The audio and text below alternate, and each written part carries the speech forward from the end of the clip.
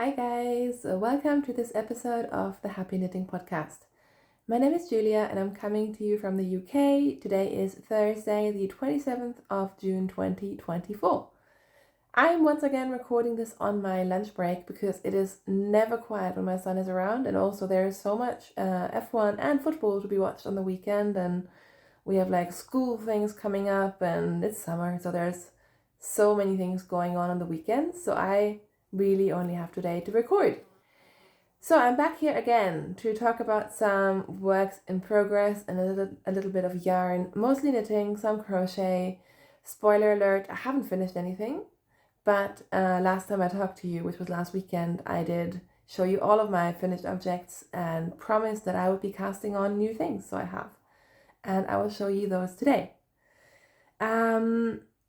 Where should we start? Let's start with the work in progress that I have shown you before. This is my Ankers.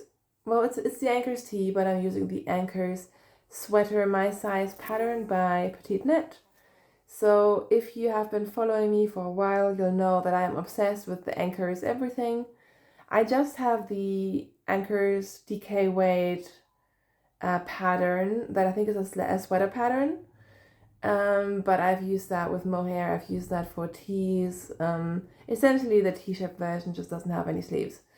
And then I think there is a t-shirt version that is on a much finer gauge, but I am lazy, so I'm using the sweater pattern with a DK weight summer yarn.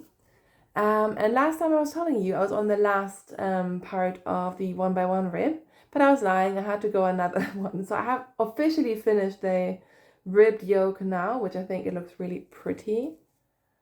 And I am on the raglan increases, so there's a couple of raglan increases. I've also added some short rows because the pattern doesn't have any. And I think I am one increase round away from splitting for the sleeves. So this is going to be very mindless very soon. I was considering waiting with podcasting until I had split for the sleeves, but I just didn't have the time. So yeah, very, very close to splitting for the sleeves, which is very exciting. And I love the color. I think it's really pretty. I mean, it's a very me color. The yarn that I'm using for this is Rowan Cotton Revive, which was a new to me yarn. I'm not sure if it's a new to Rowan yarn. It might be. And it's a cotton and recycled fibers yarn. So it doesn't really tell you. It's 80% cotton and 20% other fibers. And it doesn't really tell you what they are, but I really like it. It comes in 100-gram balls, and I thought it was really affordable for a Rowan yarn because Rowan yarns aren't very affordable in general. And this is shade number 3.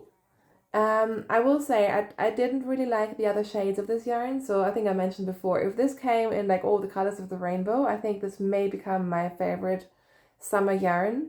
So far, I don't think it comes in that many colors. At least this was the only color that I was really attracted to when I saw this, I think at John Lewis one time. But it's really nice. I'm really liking it. It is a chainette construction.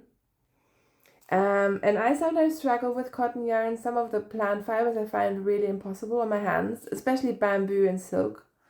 Cotton tends to be a bit better, and I'm not sure if it's a chainette construction, but I really like it. I can work with it okay. I would still prefer a wool, but it isn't aggravating any sort of wrist pains or anything like that. I'm using my wooden licker needles with it.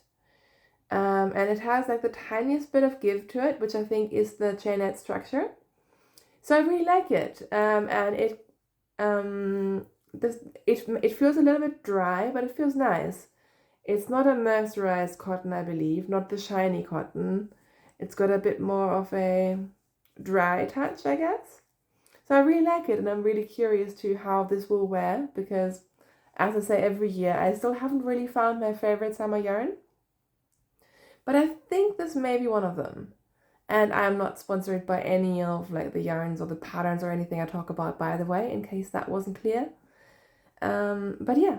So there you go. I am just about to finish my first ball of yarn. So 100 grams of yarn basically got me through the entire yoke. I have 3 of these. I had 3 of these to start with.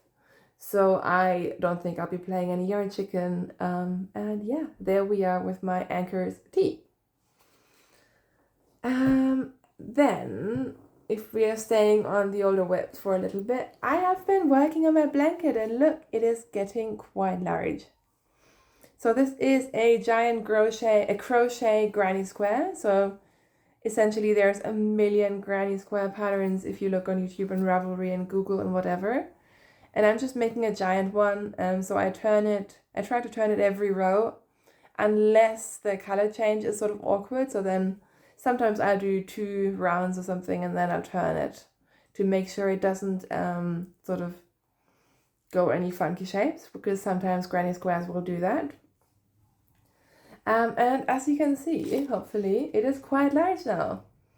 I have been working on this during football, which I didn't used to be able to watch really intense stuff while crocheting, because I find like I have to look at it more than I have to look at knitting. But I think recently my crochet has improved somewhat, so I can do that now, except I did a really wonky corner. Can you see here? I completely messed up the corner, and I was going to rip back here. And Kai stopped me because the rows are so long now, or the rounds. I would have basically ripped out like 2 hours of work. So Kai encouraged me to keep going, and you know what? I think it looks fine. I think in the end, it's a blanket. No one will know except you guys, because I told you. But yeah, I am really close to finishing this actually. This yarn is from Puff Flower Crochet, who are in the UK, and they make these gradient or striping yarn cakes. It's all acrylic yarns, but it's very soft, and they do all the joins and all the colors in a way that you can just, go round and round and round. And as you can see, the stripes, even though the rounds are increasing in size, the stripes are still staying relatively the same, so it's really, really cool. You don't have to do any sort of color management. And this is what I have left, which looks like a lot, but it actually isn't. So on the whole blanket, I only have 1 dark blue stripe and then 1 purple stripe, and then I will have used all of my yarn and this will be done. So I'm really, really excited. And the only reason this is folded up now is that at the very end of these cakes, I find that they fall apart, but that's also because I don't keep my crochet blanket in one place, and I have a 3-year-old running around the house. So maybe if you have a somewhat neater style and lifestyle, you may be able to just use the cakes until the end. I just balled mine up eventually. I am using a 4mm hook. I am using my Clover... No, I'm not. I'm using my Tulip crochet hooks. These are my favorites. Sorry for the clanging. And yeah, this is almost done. I could add a border. I'm not sure if I want to though, because I think ending on the purple, I feel like the ending, like the color that you end on really like tones down the blanket sometimes. And I think ending on the purple, as the cake sort of just happened to end on, I think that will be quite nice. If I change my mind, I can always add a border, because I have enough sort of similar yarn and stash that I could probably make something work. And yeah, I love this. I love this so much. This is the largest cake I could find. So my previous blanket, I got a 1500 meter cake, and that made a big lap blanket, I would say. It's not huge, but it's also not a baby blanket. And this one was even a bit bigger. This is 1695 meters. And I think this is my sort of preferred size, because I do want my blanket to be sizable. It's not huge, but it's big enough to, use on the couch. It doesn't feel like a baby blanket. And yeah, so I'm very, very happy with this. And then new castons. I did do some new castons, as I promised. I said I would cast on a shawl and a sock. So I did do exactly that. This is a mess. I had this on the train back from London the other day. So this is the sock that I'm knitting. Isn't it so beautiful? I love it very, very much. As you can see, it is a plain vanilla sock, 64 stitches, 20 rounds of 2x2 ribbing on a 2.25mm US size 1 needle. And the yarn that I'm using, this was my Christmas gift from my sisters. So they gave it to me last Christmas, and this is a yarn I've known the dye for about the dye for a while, but I've never ordered from them, I believe. So this is their logo. This is Tamiwi Colors, who are in Germany. I think they are on Etsy, but that may have changed since I looked them up. This is their tough sock, which is your sort of typical German sock yarn. It's not rough, but it's a 75-25 virgin wool and nylon. So this will basically last forever and ever. And the colorway is Burg, which means castle in German. And I just think it's really pretty. I really am enjoying it. And I think the result is really nice as well. It doesn't really sort of do any funky micro striping or too much pooling. And yeah, I think it is very pretty. And these kinds of socks that are not like in your face pooling or striping, I mean, I wear a lot of stuff anyways, but these are sort of my like slightly more grown up office socks if I need them in winter. I think these will look really cute with like boots and leggings and all of that. So yeah, very, very happy with that. I'll probably go a little bit longer and then I'll start the heel in, I don't know, 10-20 rows time. So that is my first cast on, and then I did cast on the Monticello wrap, which I think someone else was knitting as well, which is really exciting. So this is a wrap using a kit from Blue Sky Fibers. So this is the Blue Sky Fibers woolstock worsted. Maybe I have a bigger label somewhere. Maybe I don't. Let's see if that's better. There you go. I bought the kit for this of Tribe Yarns, who I think moved up to Scotland, didn't they? Previously in London. And I saw that kit and I fell in love with it, and I'd never used that yarn before. It's a worsted weight, 100% wool yarn, and it's really beautiful. So I got the kit, I got the bag, I got everything. I just fell in love with it. And the kit comes with, this is the main color, this is the contrast color, and then it came with, what seemed like a million of these minis. So they are 5-gram minis, and I think I got 3 of each color that I needed. So most of them I have since balled up. Some of them I haven't. But yeah, I used some of my like very boring meeting time the other day to listen while winding up some yarn. And I have started. So this is the Monticello wrap. I have forgotten the designer's name, but it is a blue stock fiber. What is it called? Blue Sky Fiber collaboration thing. So I think it's a design by their brand. And this is where we are. So this is going to be a very, very long wrap, and I'm doing a couple of adjustments already.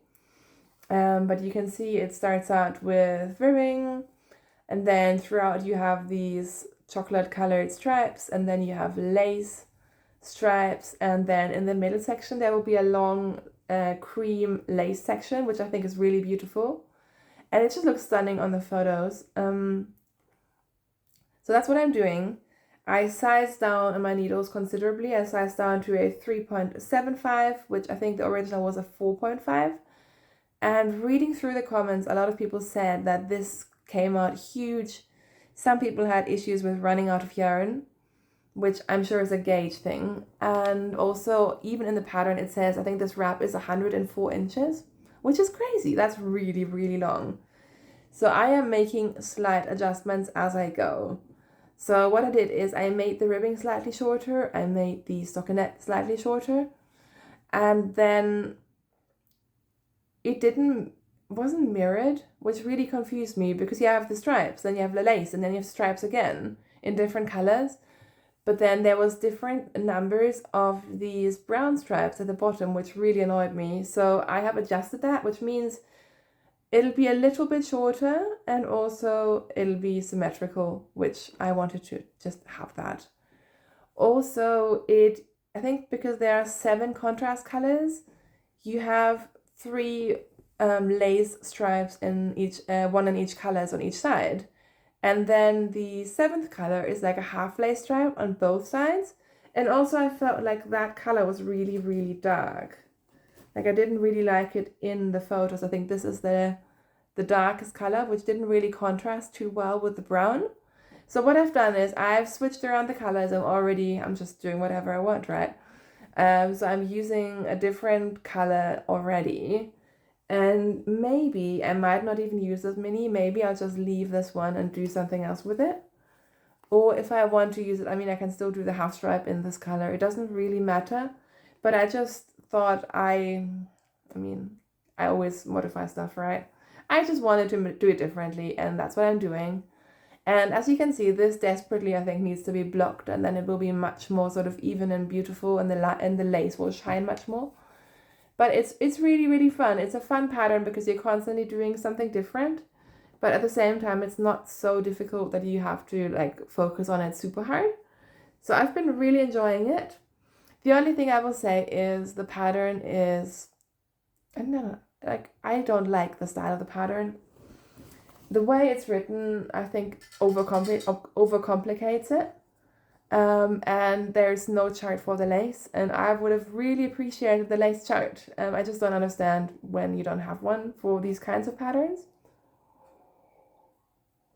But obviously that is just my own opinion. It's a beautiful kit. It's a beautiful wrap. I'm sure I'm gonna love the result, and I really love working on it as well. The yarn is really lovely. I'm not really used to working with this kind of thicker wool yarn, but you can tell it's really nice quality. It's woolly. It's soft, but not crazy soft. And I think it will be beautiful in winter. So I can't wait to have this done, but I'm also really, really enjoying the process. So that is basically what I have been working on. I've done a couple of rows on my no frills, my striped no frills, but I haven't really worked on it. And yeah, my handspun sweater, the Strange Brew, is still being ignored, I think, until it cools down considerably.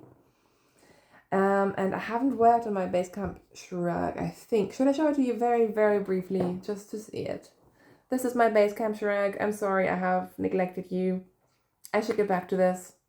It smells so sheepy. It's really beautiful, but yeah, I don't know. I've lost steam a little bit. But I do like the finished shrug, so I should work on it really. Maybe I should leave it out to work on it some more.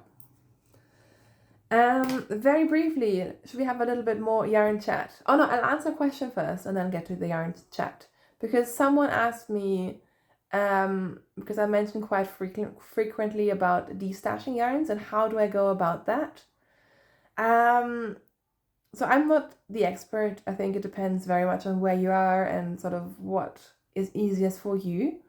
But what I do in terms of destashing as well as in terms of buying from other people's destash, is I use Ravelry groups. So there's one really big one in the UK, and I'm assuming there'll be Ravelry destash groups for most countries and places.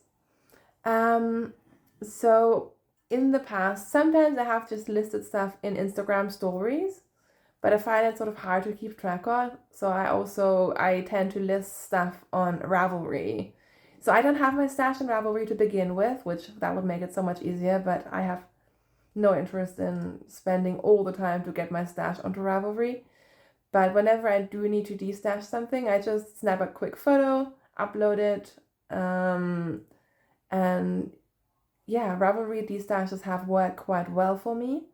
I also do quite a bit of just random donations of stuff. So I know if you have charity shops, they like yarn donations, old folk homes, sometimes schools, like those kinds of places often take donations.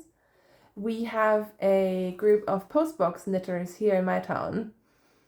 I think they do a lot of crochet as well, but they call it postbox knitters. So they knit and crochet these beautiful toppers for the red mailboxes that we have here in the UK. And so what I do is a lot of the yarn, especially if it's already balled up, I will just take down to a store where they collect it, because I don't have the time or the energy really to help them with the knitting, but at least I can help them with the yarn. I also use a fair bit of apps that you can basically recycle and get free stuff and like share stuff within your neighborhood. So we use one called Olio, and I think there's Frigo. I'm sure there's different kinds wherever you are. So a lot of times, if I have nice yarn, but I'm just not going to knit with it, and I'm also not going to sell it because sometimes it's not worth selling it, or it's just leftovers, or for whatever reason, I have gotten rid of a fair amount of yarn that way as well. I've used that to donate hand knitted sweaters as well. So yeah, that is what I do. I know other people use Facebook. There's lots of different ways. If you guys have any inspiration for the person who's asked the question, you can leave it in the comments. But that's just sort of my process, and that may change over time. But yeah, that's what I do at the moment. Should we move on? Talking about destashing. Did I buy some used yarn? Yes, I did.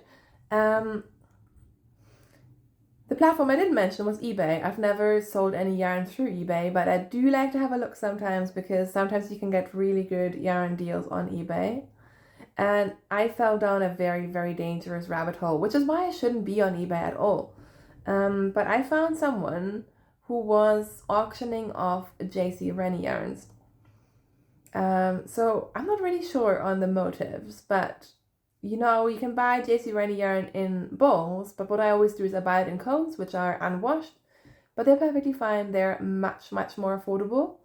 And then when I wash my finished object, it just, blooms and does all the things that yarn will do if you haven't washed it before. But this person was selling washed 50-gram hanks of JC Rennie in auctions. So I'm so bad. I signed up and did some bidding. So I bought myself a lot of JC Rennie yarn. To be fair, these are 50-gram skeins.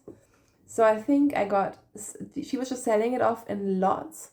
So I got 7, these are 6, I know, I can't count. But I bought 7 skeins of this beautiful red. And as you can see, maybe, this is already really fluffy and beautiful because this has been washed. I don't know about why, but it has. And it is beautiful.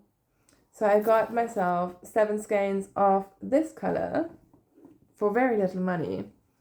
And then I also got, I think 4 or 5. I think it was 5 of this color. I have already lost one. I wish she had more of this one, but she didn't. I think, is this JC Rennie's? Oh, I can't remember. Is it chestnut? It may be chestnut, it may not. But it's really, really beautiful. I really like this color. So I got all of this yarn, I think 12 skeins all together for about 18 pounds, which is crazy. So yeah, did I need more yarn in my life? Absolutely not, but it's so beautiful. Like, look at that. I think JC Rennie is my favorite yarn. JC Rennie Super Soft. It's 100% wool. It's light fingering weight. It fluffs up. You can use it for color work. I mean, it's just beautiful. So yeah, I mean, I bought it to do separate projects, but also, I mean, it would be really pretty striped as well. I don't know, but I fell down the eBay rabbit hole, and I'm very happy that right now she doesn't have any more JC Rennie in her eBay shop because I might be very tempted. I'm a sucker for JC Rennie yarn. It's so beautiful. I'm constantly trying to have less stash, but I want all of this in my stash because I think I'm always going to love this kind of yarn. It is beautiful. It is reasonably local. It is woolly. It works for color work. You can hold it with mohair. You can do anything with this yarn. I really, really, really like it. All right, so that is the yarn chat for today, and I should probably also get back to work. I don't think I have anything exciting to tell you about anyways. It's been a lot of life, and my work has been insanely busy and will basically stay that way until I think August, which is a shame because everyone's like getting ready to go on holiday and slow down, and my colleagues and we are still completely in the middle of it. So that is a bummer, but otherwise everything is going fairly well. I'm doing some training at work next week as well. Our house is still standing. It hasn't fallen apart, which is nice. We've been spending a lot of time in the garden because we had a sort of brief heat wave. It was really, really warm for UK standards, which means no AC, and houses get incredibly warm because they're too warm in summer and too cold in winter and just horribly built in general. So I think we had about 28, 29 degrees the last couple of days. So I was actually very happy to go into the office, which has air conditioning. But then I was also sort of stuck with, all the trains that didn't work because it was too hot. So yeah, you can never win. I think I'm about the only person in the UK who is excited about the colder weather. I really like it. I like it when it's cold and you can, when you can just sort of feel like the chill and you wear a little cardigan. That's my happy place. But yeah, it's cooled down a bit today, which is good because it's much easier to craft when it's not completely sweltering. So yeah, I think that is my update for today. Thank you so much for watching. Do let me know what you're knitting on. I really enjoy every week hearing what you guys are working on and planning, and you have the most amazing projects. I'm so envious. It just makes me want to craft even more, which is great because that's the idea of these podcasts, isn't it? To sort of share the joy and the inspiration, and the fact that you can also then inspire me makes me really, really happy. So thank you so much for watching. I hope wherever you are in the world that you are healthy and safe and have some lovely yarn to play with. I will talk to you very, very soon. Until next time, happy knitting. Bye!